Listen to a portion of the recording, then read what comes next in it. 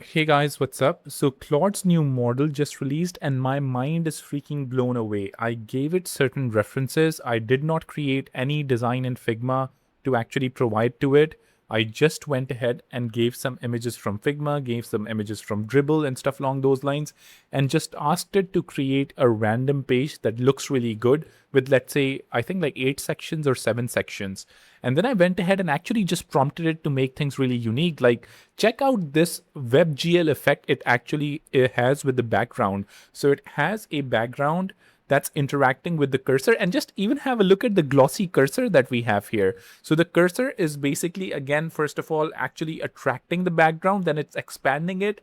What sort of a dreamy freaking imagination is this? Check out the layouts, check out the buttons, check out the fonts. I mean, what exactly is Claude doing? I mean, I haven't even checked out some of its development capabilities. Obviously, we can see some of them here, but it is freaking insane from a design standpoint and obviously from a web development standpoint as well. If I hover over the buttons, my cursor also expands. How beautiful is that? Honestly, how beautiful is that? Similarly, if I scroll down, we have some parallax animations. I'm not sure if you notice it. I'm actually going to put a link out there so you can actually play around with this website that I just created. We actually have a really nice subtle parallax animation when we're scrolling down, which is freaking insane. Check out the beautiful bentos that it has created. Freaking looks amazing in my opinion. Just check it out. Check out these bentos that obviously are actually created, actually developed, so you can animate them as well. Check out this particular stuff. We have a line animating, we have a really nice glossy feel for this particular bento. Check out the overall hierarchy of the page. Like, it's freaking done so beautifully. With just some simple prompts, you're basically getting a website like this.